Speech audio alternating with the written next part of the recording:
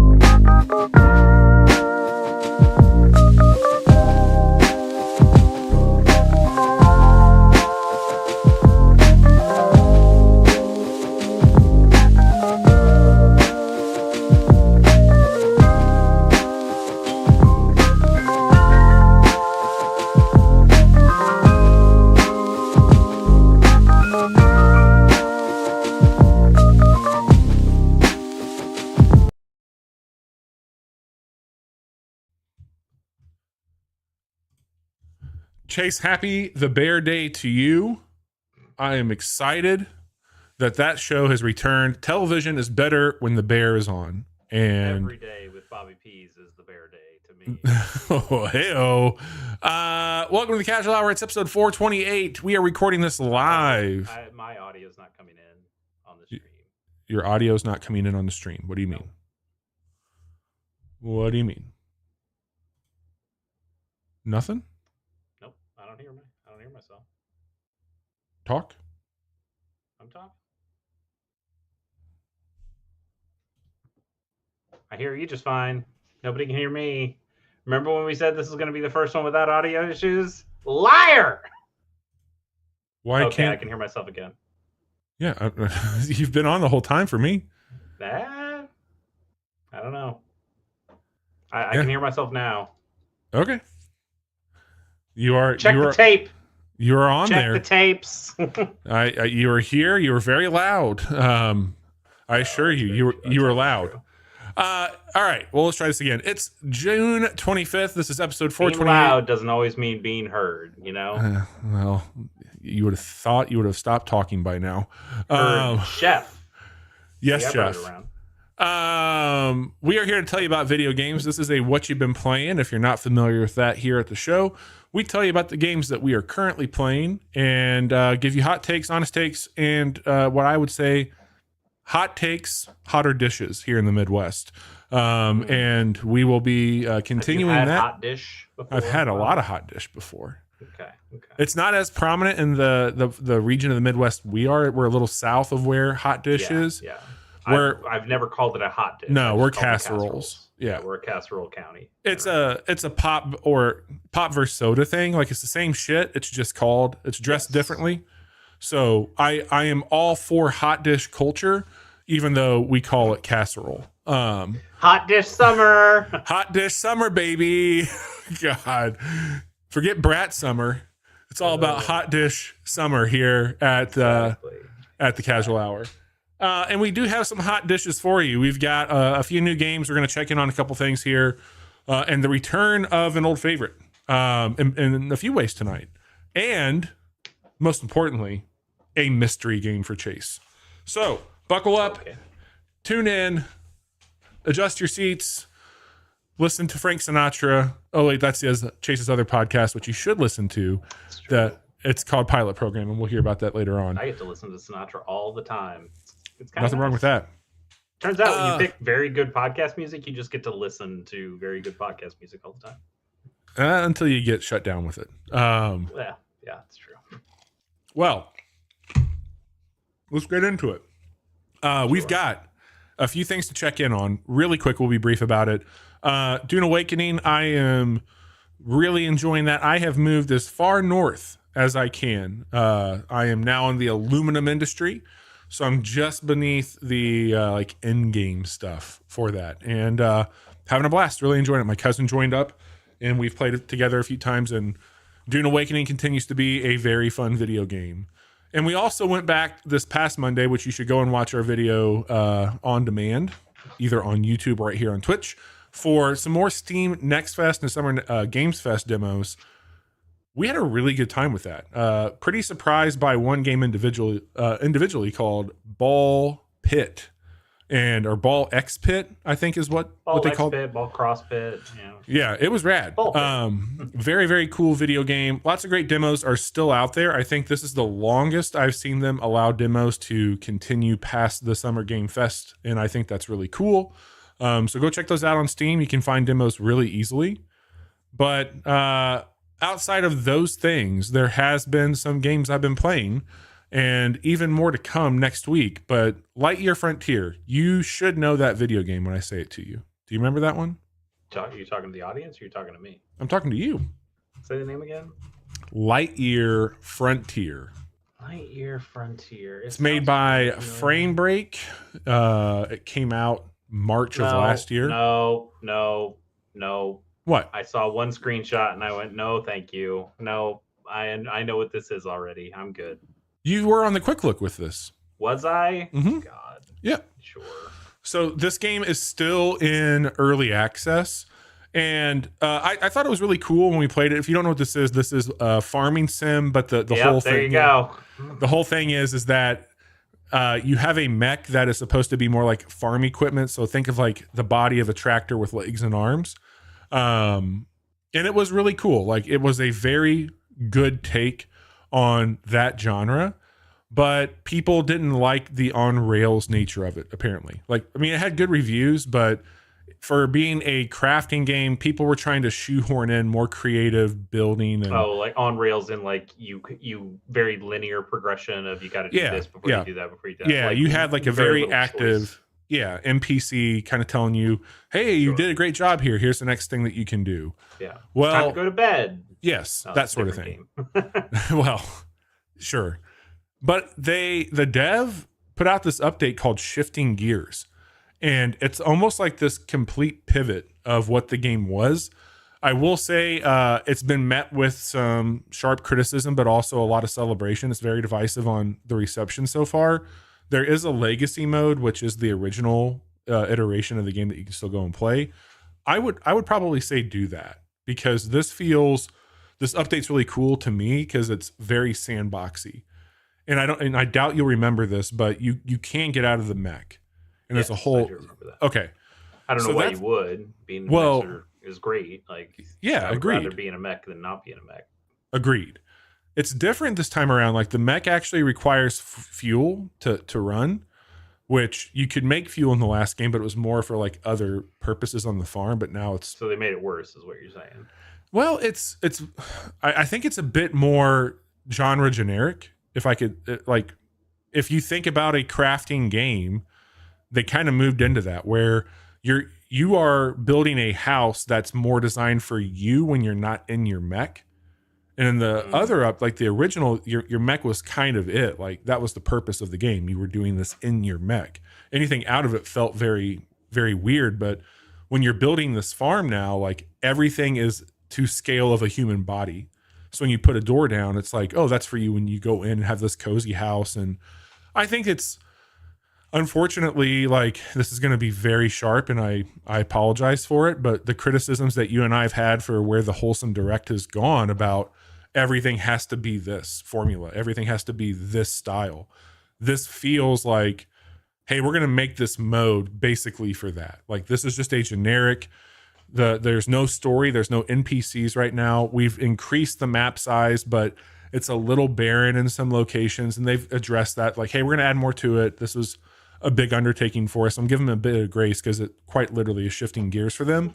Whoa. So is this like a different mode that somebody can choose, or is the idea is that the Yeah, this game is is a going whole to new be mode. like this, but eventually, because like all of this is still early access demo stuff. Like, are they expecting the game to work more like this and build the story into the This sandbox seems to mode, be where or it's is it going. just Yes. okay?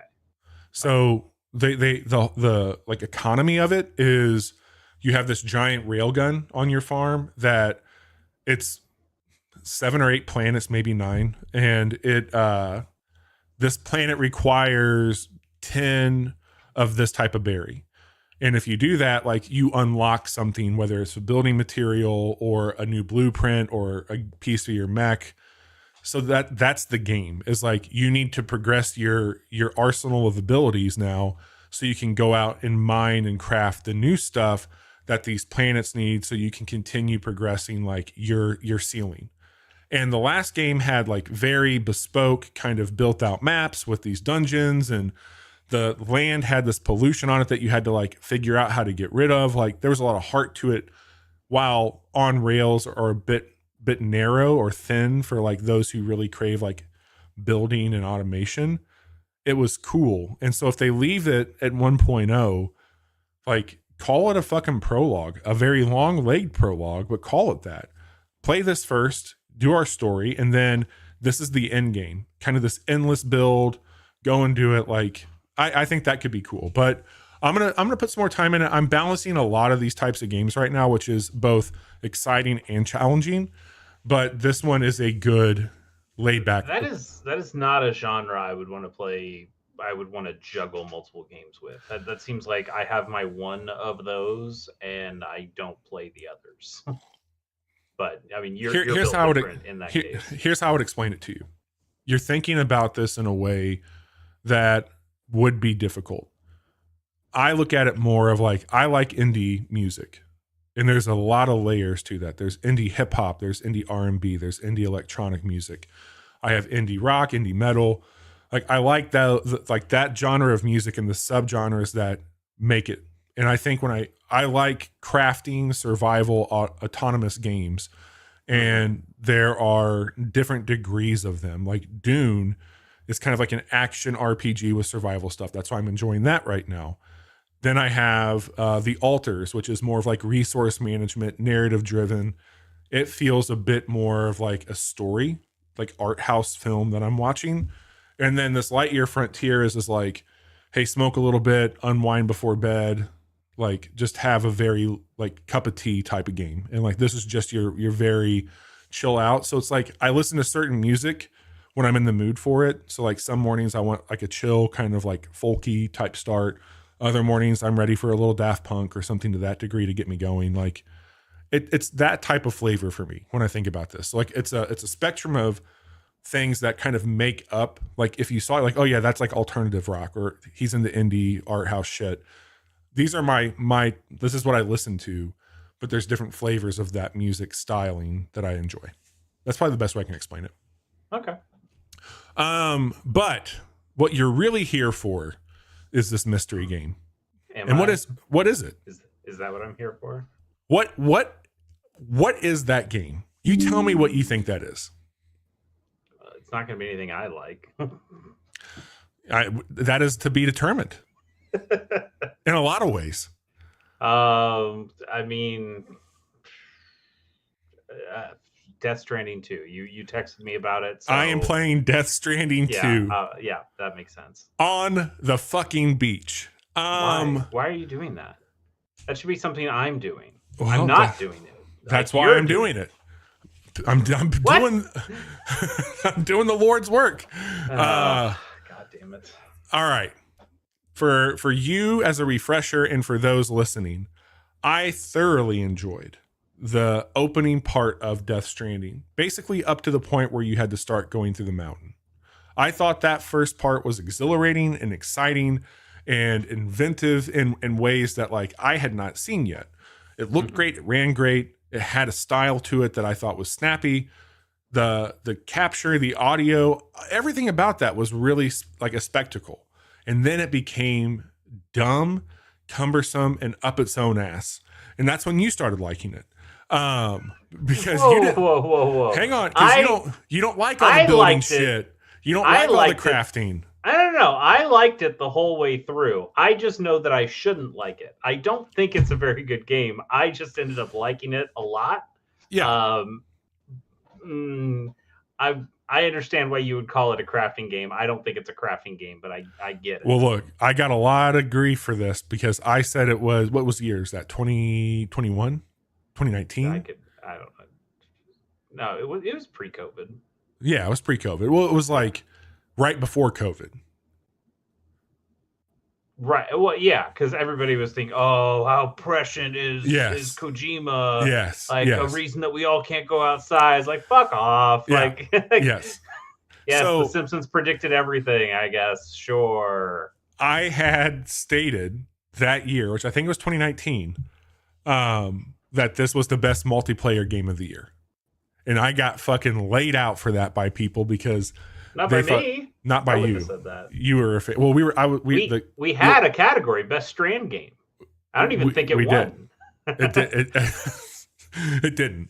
That wasn't like Mario Maker or some shit. Yeah, I think so. That sounds like us. 2019 is correct, by the way. Okay, so I was not really tracking this until the week it came out. There's a lot of buzz about why this game was better than Death Stranding 2 or Death Stranding. And when I started to see the things that they did, like the combat stuff, and I should also preface this, like my only real experience with Kojima prior to Death Stranding was Metal Gear Solid V. And that was like my first and only. And I Yeah. really liked it. And I thought the combat in that was really fucking cool.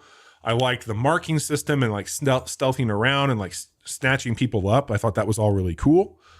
And then when I started to look at the stuff for Death Stranding 2, I'm like, that looks an awful lot like Metal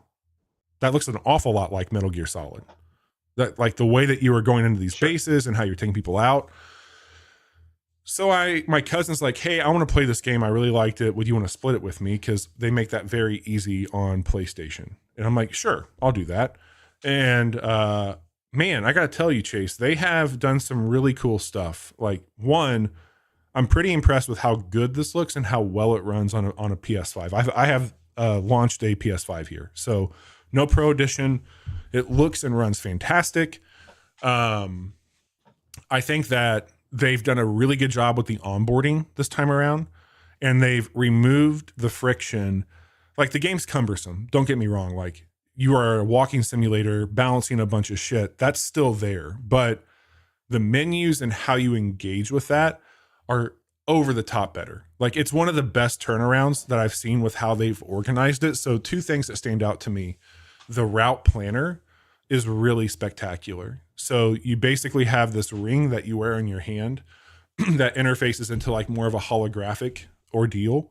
And the map shows you the terrain, the risk, it shows you the destinations, and you can put anchors, kind of like vector points, and just map out your course. And at any time you hit the shoulder button, it'll just show you the path that you built to get back onto. So like, if you're going to be delivering stuff, you can kind of daisy chain it. Like, there's a point of interest here, there's a bandit camp here, there's a river over there, but I have a ladder, so I can make that pretty easily now. And I think those types of things give you almost like your own mission for each one of these deliveries, where it's like, I can now go into this, map out what I think is interesting, safe, or challenging, risk reward the whole thing, and go into it. Throw in some radial menus that they've added into this. So off the D-pad, if you just hold down one of those buttons, it pops up a radial menu that you can go in, move through your entire inventory. They have another one that's auto balance your backpack. So all the gear that you pick up, you can just grab it really quick, go into your menu just through that. Pretty sure they had an auto balance in the. Was that in the first one? I believe so. Okay. I don't think this was like the getting rid of your backpack, like putting your backpack down, organizing, or like putting that down to go into some sort of like combat. I don't believe that was there. No, I don't think you could. I think you could put down specific items, but not like your whole pack.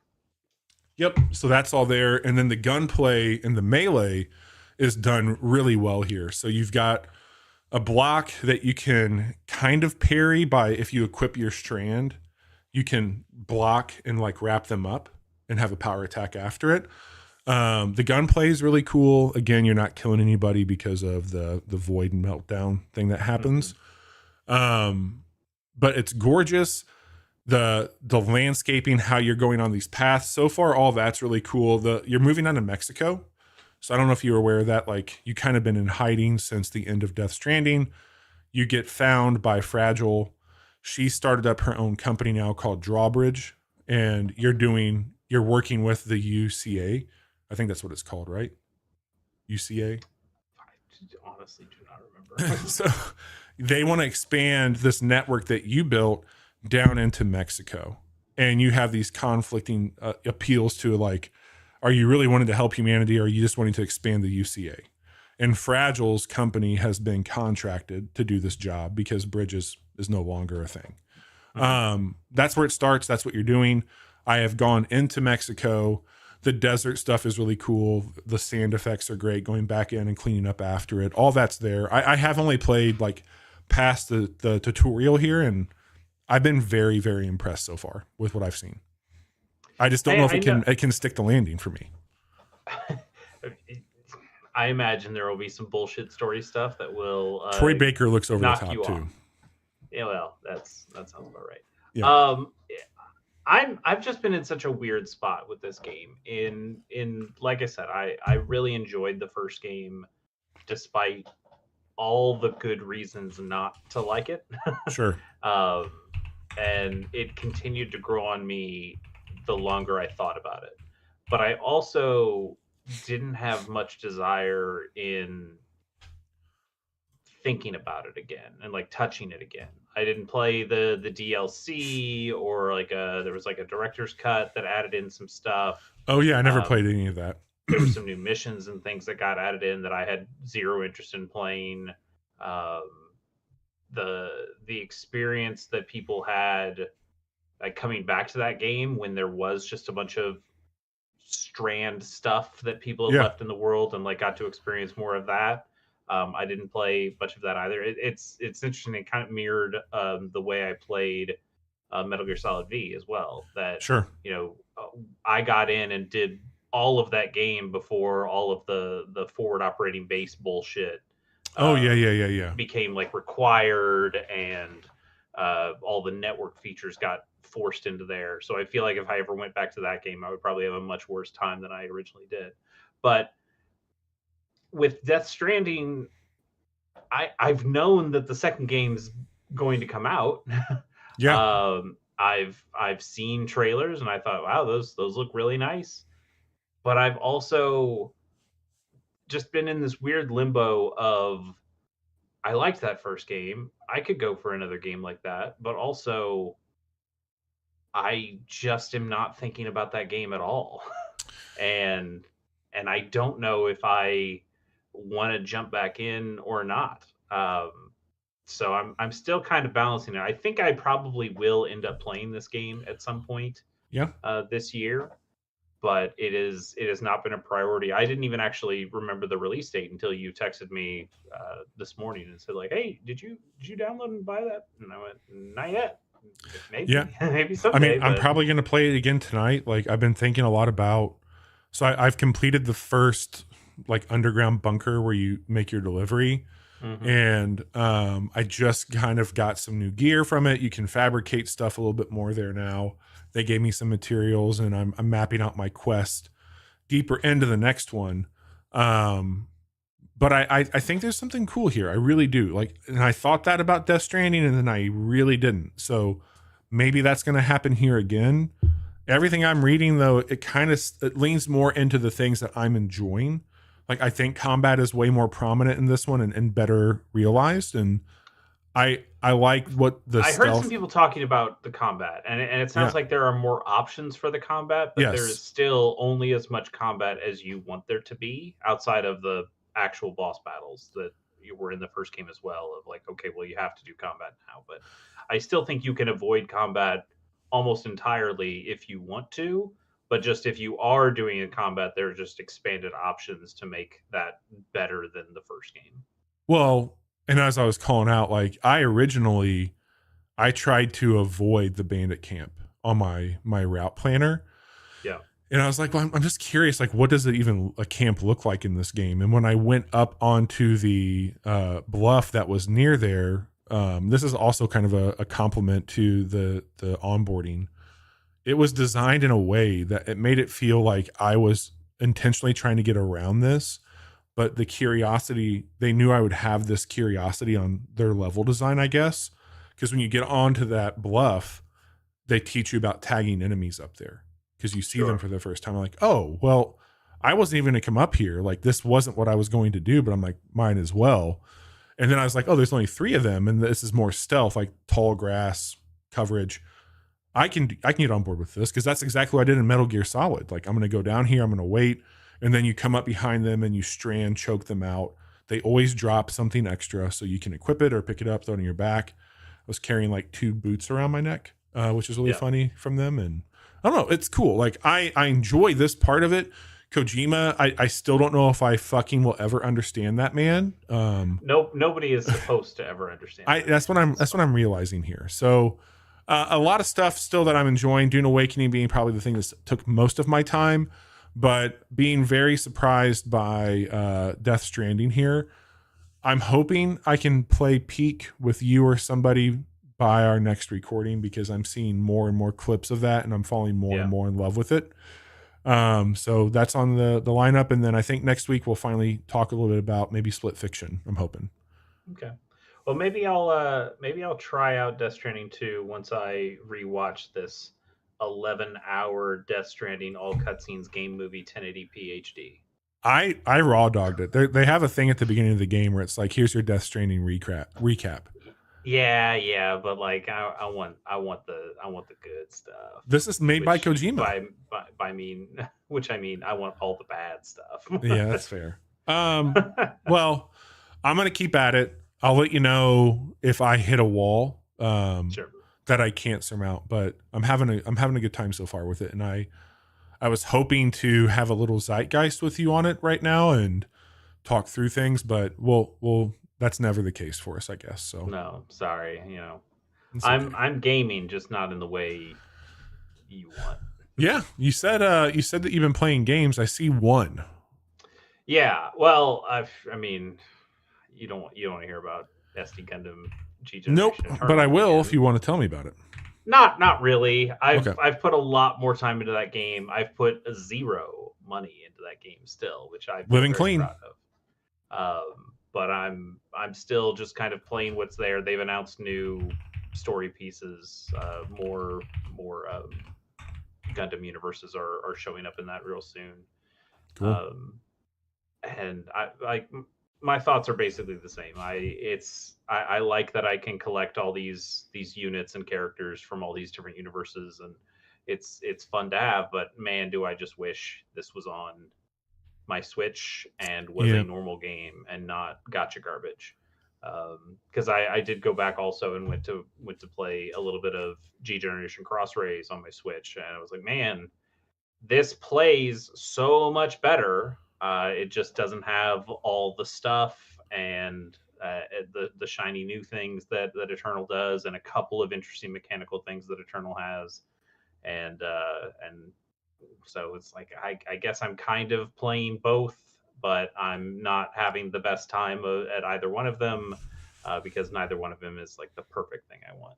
I think what I really want is to just go back and play G Generation Genesis again, which has all my favorite stories and characters in them. But that's a game I played. I played a lot, and I don't really need to play again. Speaking of games I don't need to play again, Bravely Default HD remake. It's out. Switch 2 exclusive. Switch 2 exclusive. Is that timed? I don't think so. I don't know. Okay. Or you could just go play it on your 3DS. Or you can, I was just thinking, like, would it come to like PC? Maybe. I don't know. It's a good question. Yeah, I decided I wanted to put a little bit of time into this. One, because I feel bad having the Switch 2 and not playing anything on it. Like I played quite a bit of Mario Kart and then went, there's not really much of a reason to play more Mario Kart unless I had friends that I was playing with. So it's like a game that I'm glad to have in my collection, and I will play it, I'm sure, throughout the Switch's lifetime. But I just don't need to keep on playing it right now. Can I ask a quick question on that? Like, I don't want to, before you get too in the weeds on Bravely Default, I have more of like a Switch 2 specific question for you. Yeah. Do you, I feel the more I've thought about it, because it is like in our circle, like I felt our little Discord is tiny and it's not a public thing. It's more of our friends, was a very Switch focused crew. And it does not feel like there was a lot of fanfare for the Switch 2 in that group. And I feel it's because this is the first time that I can remember in a while where Nintendo's hardware has been priced against the same thing with Xbox and PlayStation. Because this always was priced in a way that it felt it was easier to make this for more people or for a secondary console or in addition to another console. I think that's a factor, but I think a bigger factor is just there's nothing to play on this thing. Like it's barren, man. They launched with a Mario Kart game, which is great, but Mario Kart's available on the other ones. It's not the same Mario Kart, but like it's just kind of Mario Kart again. There's a lot of this puts a lot of pressure on Donkey Kong. It does, but I think Donkey Kong is at least a game that looks like, hey, this is a new thing that we couldn't have done on the old Switch. This is like a system seller in a way that Mario Kart is a system seller in that everyone will buy it when they buy their Switch. Actually, it's not a system seller. It's a game you buy with your system. Yeah. I don't think Mario Kart is necessarily the reason somebody buys a new system, but it is like, I bought a Switch 2. What do I buy? You buy Mario Kart. Of course you do. Yeah. But I think something like Donkey Kong has the potential, whether it's the best game or not, it's more of a game that gets put on a pedestal of like, this is why you need to get a Switch 2 to play Donkey Kong. And they didn't have that at launch. They had Mario Kart, and they had this Bravely Default HD remake, which does not And feel like a Cyberpunk. game that could only be played on a Switch 2. It feels like something you could have easily made for the original Switch. Maybe there's something else going on in the background that I don't know, but that is a fine video game. Did you see that If you have headline about No, CD what's Projekt Red? no, what's that? They said Cyberpunk 2077 on the Switch was performing well below their lowest expectation for the game. And they say Sure. they say across the board, this launch for the Switch 2, that it is the weakest sales report for any third-party software compared to, and that's what's crazy, because it's really Mario Kart World and the up-resed or new feature-ridden old games, dressed up for this, which is crazy to think about. Yeah, I kind of just think they shouldn't have released the Switch 2, if you didn't have anything else to release. It's very bizarre.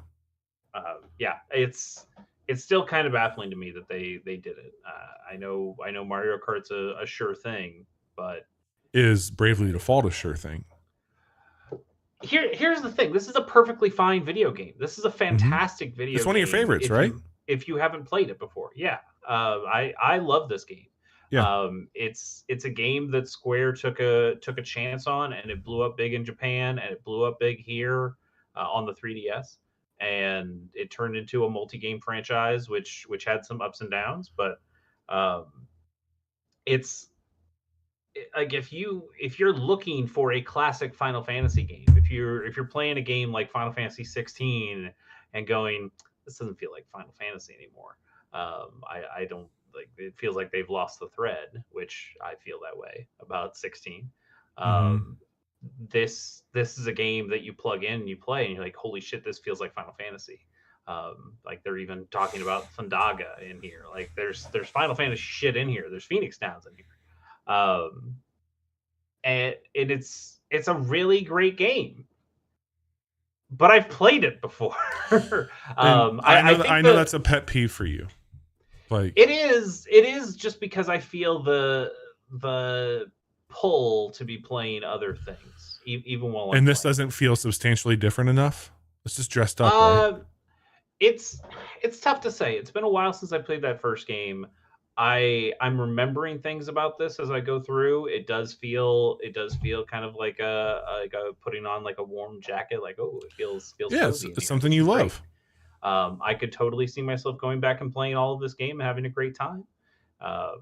I was the most interested to see how it felt, just from like a navigational standpoint, like not having the second screen experience of a 3DS. Oh yeah, sure. And haven't really noticed a difference. I haven't gone back to the 3DS version to more directly compare, but playing through this, I don't miss whatever features were there. I don't feel like I'm having any issues navigating stuff.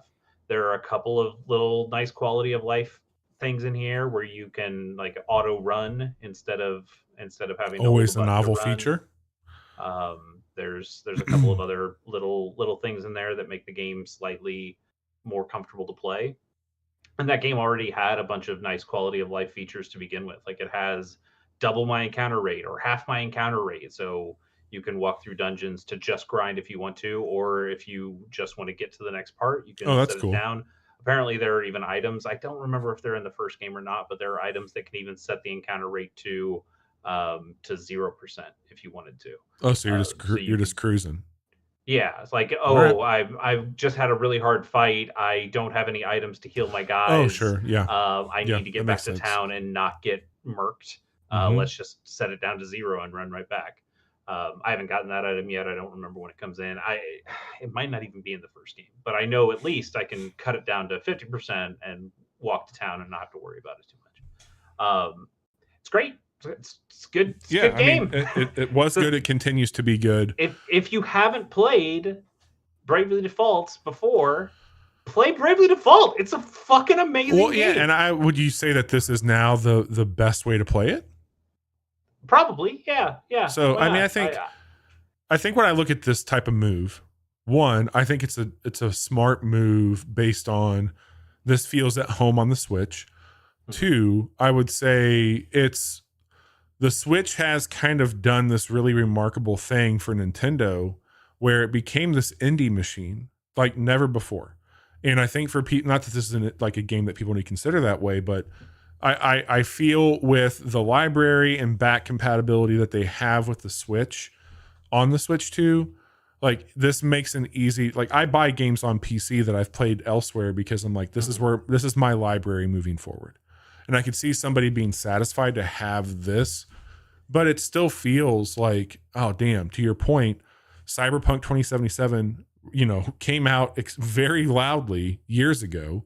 That was launched with this Bravely Default, same thing. So it's not that there are a lot of third party games that are new right now that just got the port to the Switch. It's a lot of old games that we played on the PS4 generation and the Xbox series, right? No, Xbox One. And it's one of those things where I just look at this like they're bringing games over that people who had the Switch exclusively missed out on. So it makes sense, but yeah. there's no conversation around them happening that feels exciting right now. Well, and it's not that I would call the Switch a preservation machine, or that I would accuse Square Enix of giving a shit about their IP, because I think they generally Clearly. don't. Right. But the Switch has been so ubiquitous that I think it's allowed companies to put more of their old games on there, just knowing that there's a bigger audience to pull from. So it's almost like been de facto a preservation machine. Yeah, where sure. we get games that, for all intents and purposes, probably should have died with their original system. Like I love Tokyo Mirage Session Sharp FE. But, right. I'm so glad it came to the Switch and got out of its shackles of the Wii U, because nobody's going to play Wii U games. Same for Xenoblade Chronicles X. They're certainly not going to play the Zelda games from the Wii U. Fuck you, Nintendo. Certainly not. No, fuck you. You get Tokyo Sharp FE, but I don't get fucking Wind Waker HD. You goddamn cowards. You have it. You don't have HD, but you have it. What's your problem? No, that I can play it on the Switch, but just Jesus, play the GameCube version. Everybody loves the GameCube version. Those fucking amateurs. God damn it. Fine. Just sail around on the King of Red Lions. You love that. I do love it. He's a great guy. But it ends up being like it's very cool to have these games kind of get a second life. That something like Bravely Default 1, which I was just a huge fan of. It's awesome that it's here, that I can play it. It's great that Monster Hunter Stories 1 showed up on the Switch, that I could go back to that and all I need is a Switch going forward to be able to play some of those games. That's really awesome. That's nice. But at the same time, I'm me now, and I still have a lot of games that I want to experience for the first time, and I'm feeling this pull and this guilt whenever I play Bravely Default. While I'm having fun in the moment, I'm thinking, well, if I wanted to play a classic RPG, I'm playing Earthbound right now. Just go play some fucking Earthbound. That's a classic RPG that you haven't finished, that you haven't experienced all of, that you want to have in your memory banks. Just go do that. So why aren't you doing that? Oh, it's like, oh, well, what if it's just more that I like playing this style of game? Well, hey, motherfucker, play Fantasian, a game that is also on the Switch, that is made by some of the same people, that has this very similar art style. You could play that. It's on the Switch. You own it. You own that, motherfucker. And I'm just going like, oh, there's all these reasons I shouldn't be playing Bravely Default. I should play any of these hundreds of games that I would rather play to also have an experience. Play Sea of fucking Stars. I didn't really like the. Oh, it's so good. I get it. I understand, but I'd rather kind of just go back and play something classic. But the point is, I shouldn't be playing Bravely Default because I know this game and I love this game. I'll tell you maybe I don't want to be. I mean, can you spoil a game that's this old? I don't know. I loaded that game up, and Bravely Default has a subtitle called Flying Fairy. Hmm. And near the end of the game, you realize something, and the title screen of the game changes, and that's like the big reveal of that game. Oh, And so loading it a fresh save up of this and seeing the title and going, all right, the twist. I remember the twist. Oh, that's so great. But also, I was like, yeah, I know what the twist is. I'm gonna know what the twist is of the 40 to 60 hours I put into this game. I can't remember exactly how long it is, but it's like I already know what I'm in for. Like, there's yeah.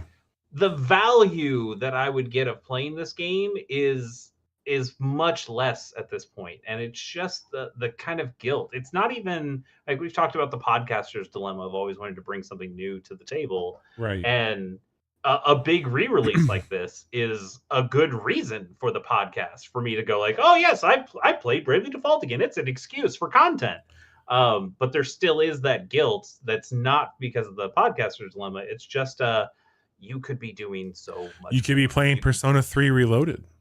I could, yes, I could absolutely be doing that. Like I played some of Persona 3, but I didn't finish Persona Because 3. I mean, I could go back do and you play play more. that before you play Persona 4 that got announced, the remake for that? Like, Am I going to have the same problem when the Persona 4 remake comes out? that's where I'm Like going. Yeah. absolutely. Yeah, I'm absolutely going to have that same problem of like I know who Naoto is. I know who I Kanji don't is. though. I That's true. That's but So you're you getting could play that beside me and have this cool thing where we're going through it together when it comes Yes, out. now that Giant Bomb is well and truly dead, or at least different, it'll be up to you and me to play through Persona 4 in a big long series, and There we'll learn what Bufu does and all there was something that I learned about this on Nextlander this past week. The that. Mm, Tanuki, the name that they Charlie Tanuki, I think that they came up with, yeah. that was referenced apparently. Like they said something about seeing that character like in a new light in this news Okay. agency. Like they were basically having the conversation from that playthrough, like has popular culture and therefore everybody else just assumed that this is the character's name, Charlie Tanuki. I don't know anything about Charlie Tanuki besides that. So Yeah. you And talking about like, names. could a localizer who got to work on this game Yes. may have been influenced in some way and found a way to hide a reference to it? It's certainly possible. I don't know. But yeah, so that's the issue I'm having. I wish that I hadn't played Bravely Default all those years ago just so I could play it fresh now with Sure. fresh eyes and not feel the guilt and just have a great time because it is a fantastic fucking game. Yeah. But there's a part of me that's like, you put this down right now. Play Fantasian, play Earthbound, play Are any of you the other gonna shit you do keep that? coming Or are out. you gonna keep going? Because it is like that warm hug. I don't know. I don't know, man. Like I haven't touched my analog pocket in a couple weeks now, Mm-hmm. which is where I'm playing Earthbound, and I am pretty desperate to go back and play it, but I also just know that it's just a lot smoother of an experience to keep playing Bravely Default. Like maybe I should just keep doing that instead. And it's tough. I don't know. I don't know where I'm gonna come with that. And then you text me today and you're like, "Are you playing Death Stranding too?" I was like, I should probably be playing that instead of Bravely Default. But I what do you think do? I think that's one of those, I don't know, man, like you've always been pretty good about like not being too overly influenced about like the zeitgeist of things. Like you enjoy them, but Mhm. this is one of those where there is something exciting about watching the world get built. Like where you see that start to happen, and if you wait too long, are you walking into like a gas station bathroom type thing where it's like, Sure, and also, like we talked about with Metal Gear Solid V, are they going to fuck it up somehow? yeah, Like it's always possible with these, especially with these online kinds of games or games with online features. Are they going to find a way to fuck it up as the game goes on, as the game continues its life, and you won't be able to experience it the same yeah, way? yeah. So should I jump in and play that now while I've got the chance?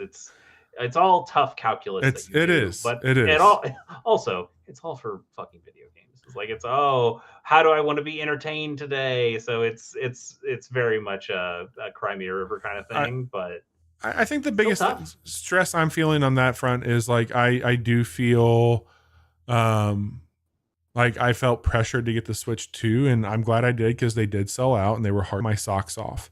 But I do have this kind of like slight buyer's remorse right now of just like, man, that kind of fucking sucks that's it. Like I've cooked through what I got on there.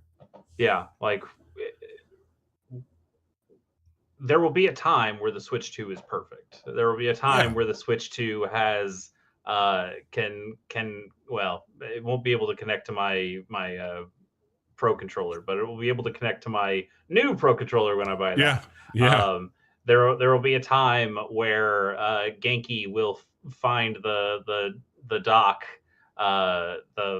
so that I can buy a secondary dock to travel with, and that'll work and that'll be great. But for now, it is just kind of a slightly less useful Switch that can play two games I that have I I and have a that's prediction. it. Here's my prediction. Okay, what do you got? Genki will only be able to produce things that are like cases. I think because they tapped in, they were the first ones to bring like the USB-C port audio. They were also the first like major like the dock to your point.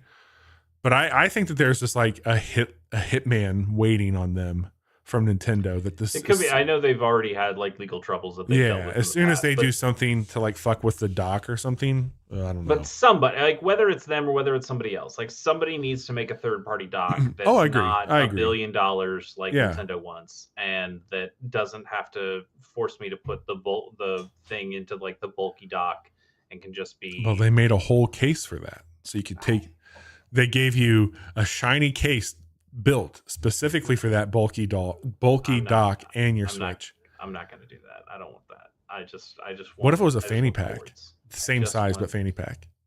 I just want cables. Just give me the cables. That's That's all I fair. want. Bravely Default HD sounds like a fantastic way to play this game, but the dilemma for you personally is it's old hat at this point in time. Yeah. Yeah. If you've never played this franchise before, if you've never played this game before, full throated, go in, get it. You'll have a fantastic time. It's one of my favorite RPGs of all time. Um, Easy buy, easy pickup. Mhm. And also, if you have a Switch 2, what else are you gonna buy? Like it's the Yeah, only I thing mean, there. that's the only fucking thing. But yeah, if you're me, if you're specifically me, or if you're somebody unfortunately like me, um, I, it's hard to recommend a game I've already played before. It just is. Is there any? I know that we're a week ahead here, but looking through a crystal ball, July games outside of Donkey Kong, is there anything for the Switch 2 that you are aware of that has you excited at this point? Or I guess like the Switch, like because at this point it could be on the Switch and the Switch 2 at the same time if it's a third Yeah. party. I honestly don't remember about July. I can tell you in August though, everything gets taken care of, Bobby. For the Switch? For the Switch, for everything, Hang all my on. problems go away. Hang on.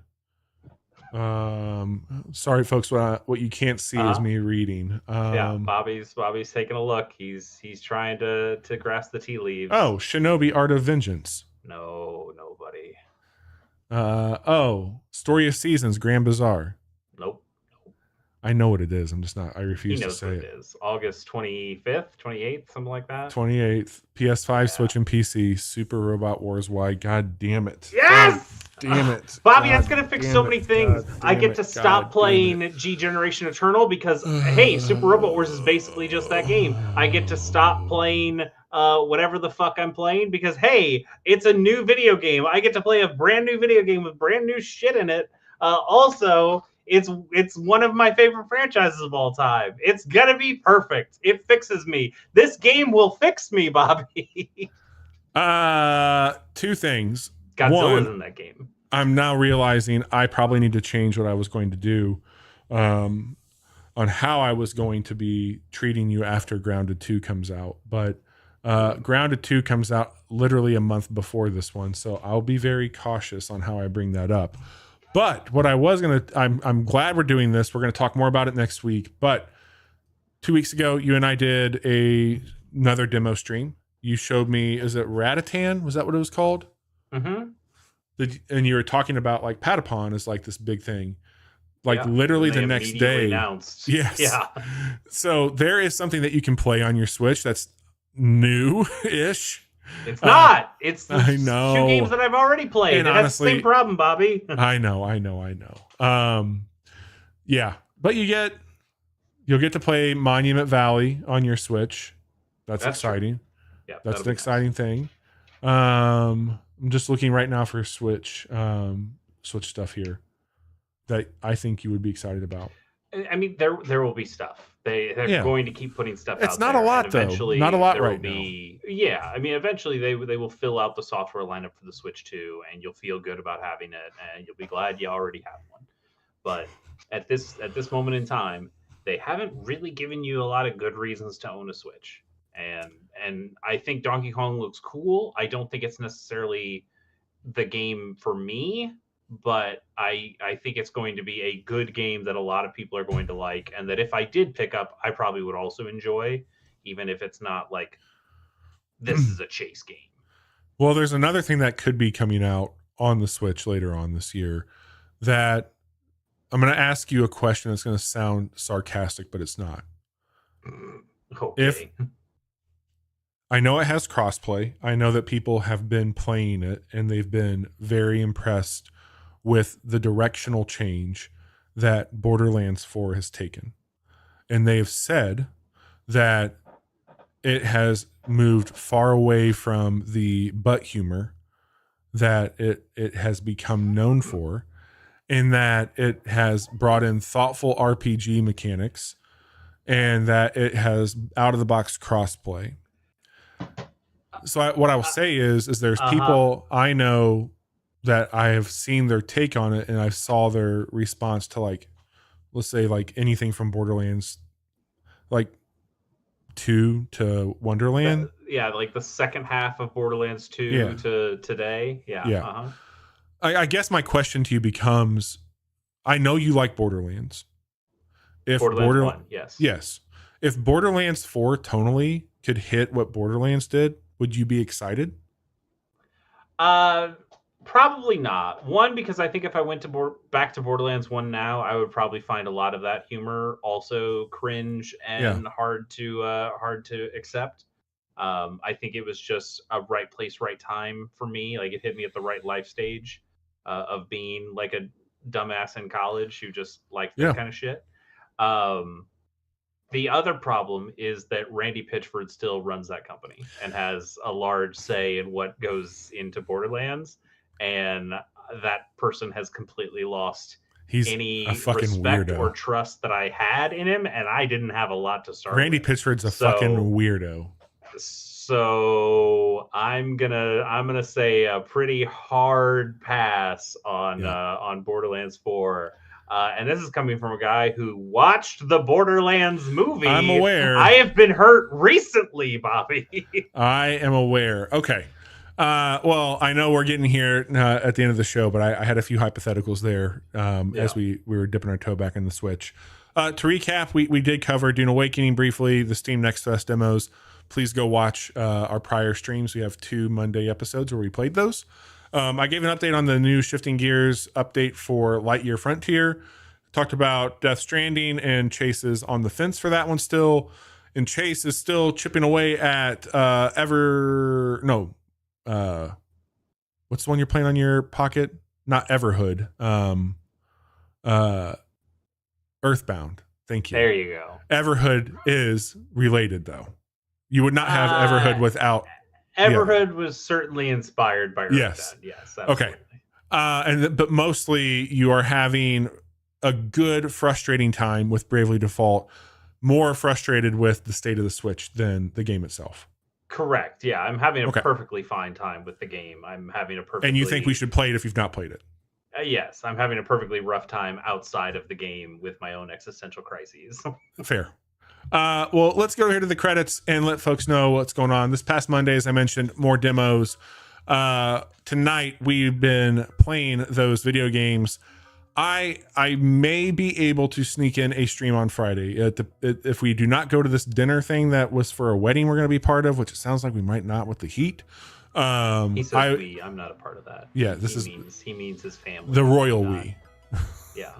I'm not royal. I'm a pauper. Popper, the Popper. The Popper we. you, the royal we. I'm John Popper. Give me my harmonica.